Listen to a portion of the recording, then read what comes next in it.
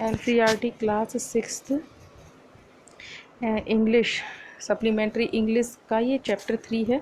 इस चैप्टर 4 मैंने पहले ही अपलोड कर दिया था गलती से, तो ये चैप्टर 3 मैं आज अपलोड कर रही हूँ। इसमें ये जो समरी सबसे पहले मतलब पहले पैराग्राफ से पहले दी हुई होती है, पूरी चैप्टर का इसमें निचोड़ रहता है। इसको मैं एक बार पढ़ देती हूँ, उसके बाद में जब पूरा चैप्टर मैं आप लोगों को पढ़ा दूँगी उसके बाद में आप इस समरी पर वापस आएंगे और फिर आप इसमें देखेंगे कि कि ये समरी किस तरह से लिखी गई है और समरी होती क्या है। और आपको एक छोटी सी समरी देख के आप एक पूरे चैप्टर को आप एक तरह से अंदाज़ लगा सकते हैं, पूरी मतलब उसका जो एक निचोड़ होता है पूरे चैप्टर का किस तरह से निकाला जाता है, ये आपको आगे चलकर काम देगा, है ना। तो मैं इसको एक बार पढ़ देती हूँ पूरा। A poor shepherd once lived in Iran. Though uneducated, he was very wise and helpful. The king decided to meet him in disguise. The shepherd was able to make out that his visitor was none other than the king.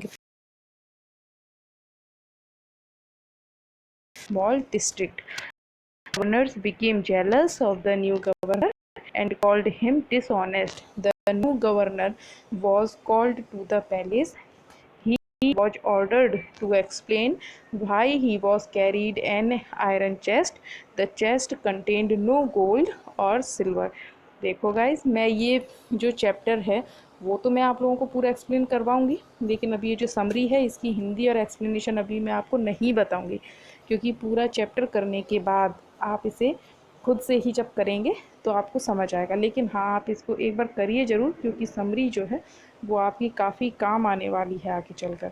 चलो अब आगे chapter start करते हैं। In a village in Iran. Iran में एक गांव में there once lived a shepherd. एक शेफर्ड रहता था। He was very poor. वो बहुत गरीब था। He did not have even a small cottage of his own. उसके पास अपनी खुद की एक छोटी सी कॉटेज मतलब झोपड़ी भी नहीं थी। He had never been to school. वो कभी भी स्कूल नहीं गया था। और learn to read and write, और ना ही उसने लिखना और पढ़ना सीखा था। For there were very few schools in those days. क्योंकि उन दिनों स्कूल में उन दिनों बहुत कम स्कूल होते थे। दो poor and uneducated this shepherd was very wise. भले ही ये शेफर्ड पुअर था और अनएजुकेटेड मतलब जिसको जो स्कूल कभी नहीं गया हो, कभी पढ़ने लिखने के लिए नहीं गया हो, उसको अनएजुकेटेड कहते हैं। तो अनएजुकेटेड था लेकिन वो बहुत ही बुद्धिमान था। He understood people's sorrow and troubles. वो लोगों के दुख और परेशानियों को समझ जाता था। And helped them face their problem with courage. और साहस के साथ उन लोगों की प्रॉब्लम्स को फेस करने में वो उनकी मदद करता था। एंड कॉमन सेंस मतलब करेज एंड कॉमन सेंस से मतलब हिम्मत के साथ और अपना जो कॉमन सेंस लगा के, कॉमन सेंस बोलते हैं एक सामान्य सा सेंस लगाकर। Many people came to him for advice. उसके पास कई लोग एडवाइस के लिए आते थे, मतलब एडवाइस लेने के लिए आते थे, सलाह मांगने के लिए आते थे। Soon he became famous for his wisdom and friendly nature. जल्दी ही वो अपने विजडम मतलब अपनी बुद्धिमानी और फ्रेंडली नेचर के लिए फेमस हो गया। The of that country heard about him and thought of meeting him. उस देश के राजा ने उसके बारे में सुना और उससे मिलने के लिए वो सोचने लगा।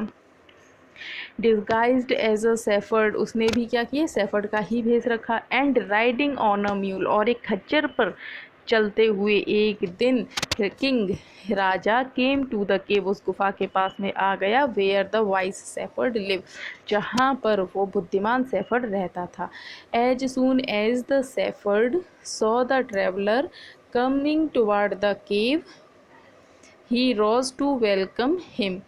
सेफर्ड ने उसे एक यात्री को आते हुए देखा, है ना, तो ही रोज टू वेलकम हिम। वो उसको जो है वेलकम करने के लिए, उसका स्वागत करने के लिए खड़ा हो गया। He took the tired traveller inside the cave.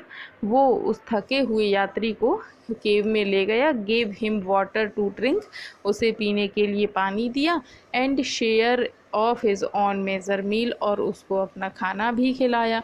The king rested for the night in the cave, king ने उस केव में रात को आराम किया, and was greatly impressed by the shepherd's hospitality and wise conversation, और वो राजा उस शेफर्ड की जो आप भगत होती है, मेहमान आते हैं तो उनको चाय नाश्ता पानी खाना, उनका ध्यान रखने को हॉस्पिटलिटी बोलते हैं, तो उसकी शेफर्ड की हॉस्पिटलिटी और वाइज कन्वर्सेशन मतलब बुद्धिमत्ता पूर्ण बातचीत से इम्प्रेस्ड हो गया, से प्रभावित हो। दो स्टिल टायर्ड, यद्यपि थका हुआ था राजा, the king decided to depart the next morning, king ने अगले मॉर्निंग सुबह जाने का निश्चय किया।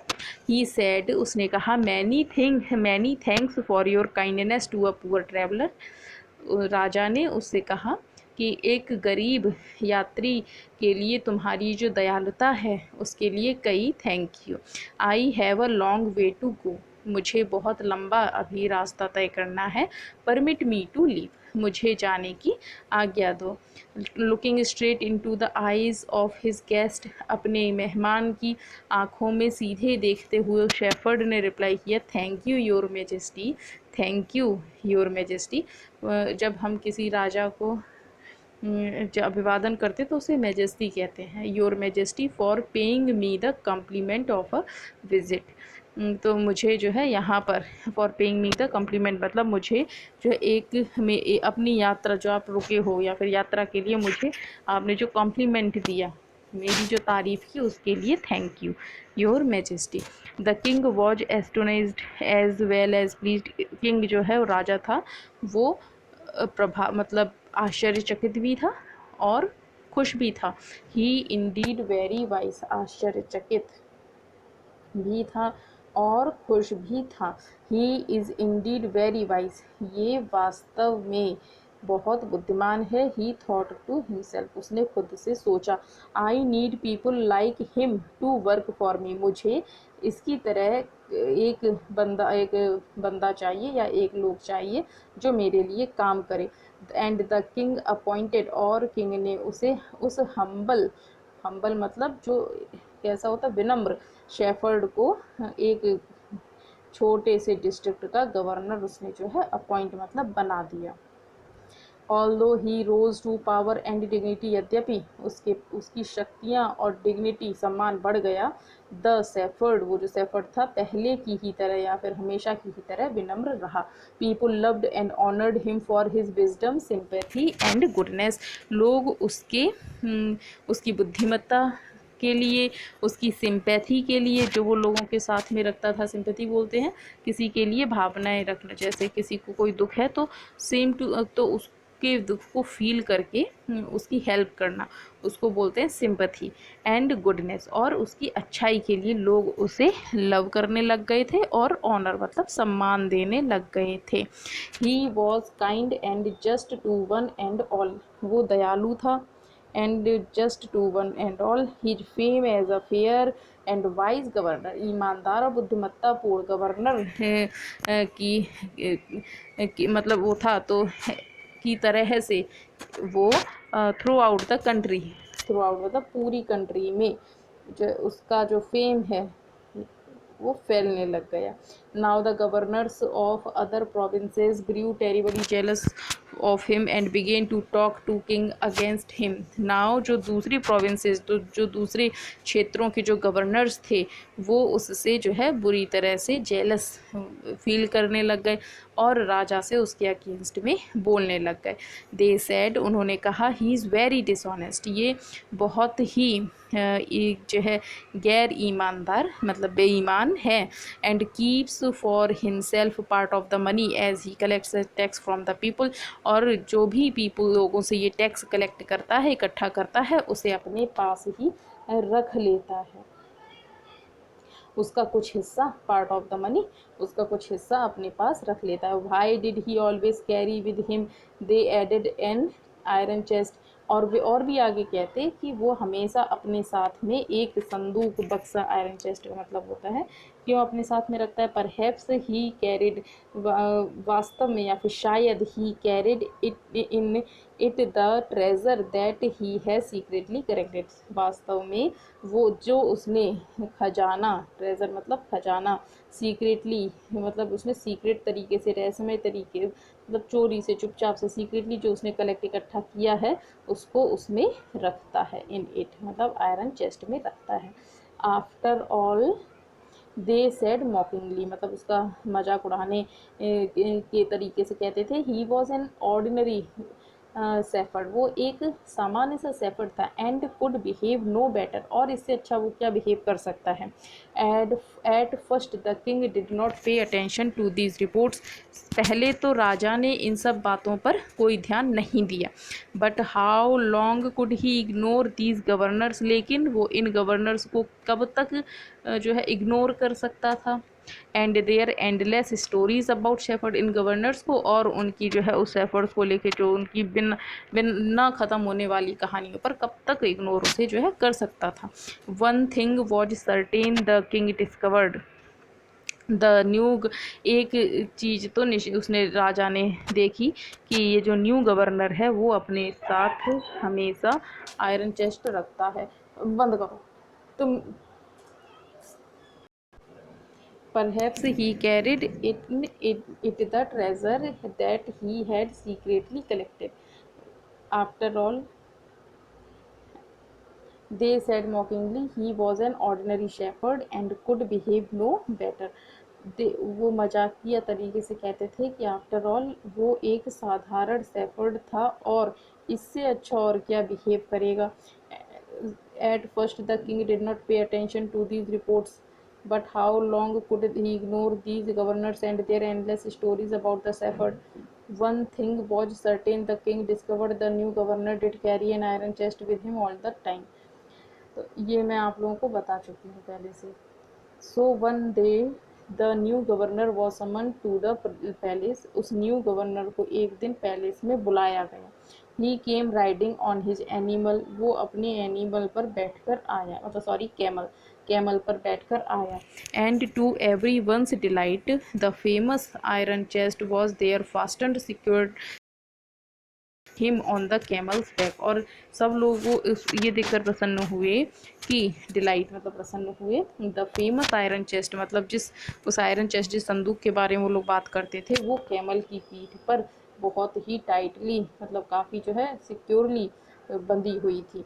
Now the king was angry, king अब नाराज हो गया।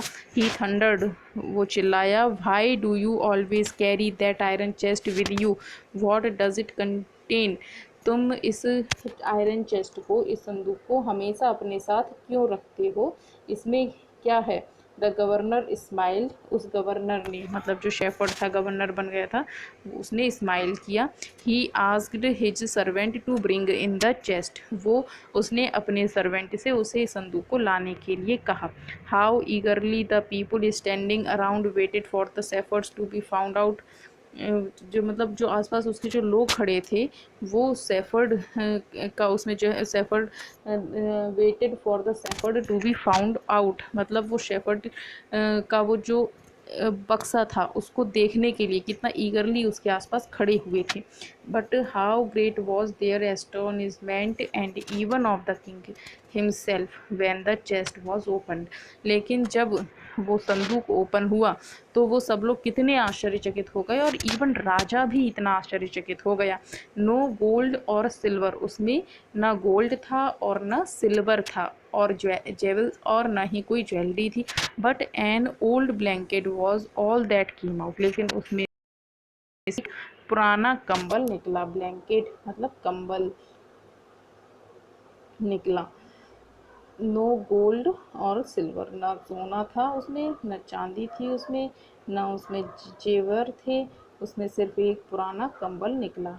Was that all came out, holding it up properly, उसको जो है सॉरी प्राउडली, उसको बहुत गर्व के साथ में पकड़ते हुए द शेफर्ड सेड, शेफर्ड ने कहा, this my dear master is my only treasure, I always carry it with me, मेरे डियर प्रिय मालिक, ये मेरा सिर्फ अकेला खजाना है जिसको मैं हमेशा अपने साथ रखता हूँ। But why do you carry such an ordinary blanket with you, लेकिन इस साधारण से, ऑर्डिनरी मतलब साधारण से, ब्लैंकेट मतलब कंबल को तुम अपने साथ हमेशा क्यों रखते हो? हमें surely you are the governor of a district, तुम तो निश्चित ही एक जिले के गवर्नर हो। द किंग आस्क्ड, किंग ने पूछा। To which the shepherd replied with quiet dignity, जिसका उस शेफर्ड ने बहुत ही शालीनता के साथ में, डिग्निटी मतलब शालीनता के साथ में आंसर किया। This blanket is my oldest friend, ये ब्लैंकेट जो है ये मेरा सबसे पुराना मित्र है, ये मुझे उस समय भी, it will still protect me if at any time, ये तब भी प्रोटेक्ट करेगा मेरी, जब एट एनी टाइम, जब कभी भी आप मुझसे मेरे नए कपड़े ले लेंगे। न्यू क्लॉक्स मतलब नए कपड़े ले लेंगे। How pleased the king was, राजा बहुत खुश हुआ। And how embarrassed the jealous governors became, और वो कितने एम्बराश हुए वो जो जेलस गवर्नर्स थे। To hear the wise man's reply, उस वाइस मैन के रिप्लाई को सुनकर। Now they knew that the shepherd was indeed the humblest, now वो मतलब अब वो सभी जानते थे कि shepherd was indeed the humblest, कि वो सेफर्ड वास्तव में सबसे ज़्यादा विनम्र और इस धरती पर सबसे बुद्धिमान व्यक्ति है। The king made him the governor of a much bigger district that very day, और राजा ने उसे एक उससे बड़े डिस्ट्रिक्ट जिले का उस दिन उसे गवर्नर बना दिया। और ये जो स्टोरी है वो एन आयरन फॉक टेल से बनी हुई है। देखो गाइस, इसमें बीच में थोड़ा डिस्टर्बेंस होने की वजह से एक पैराग्राफ मैंने दोबारा रिपीट किया है, तो आप उसको देख लेना। और अब आप लोग जो है समरी पर बैक लोग देखिए, और इसके क्वेश्चन आंसर्स मैं आप लोगों को करवा दूंगी एक साथ, एक दो दिन में आप लोग तब उसे कंप्लीट कर लीजिएगा। और इस वीडियो को देखने के साथ में आप इसे सब्सक्राइब, शेयर और लाइक ज़रूर करना। मैं ऐसे ही रोज़ वीडियोस डालती रहूँगी, जिससे आप लोगों को काफ़ी हेल्प मिलेगी। Thank you.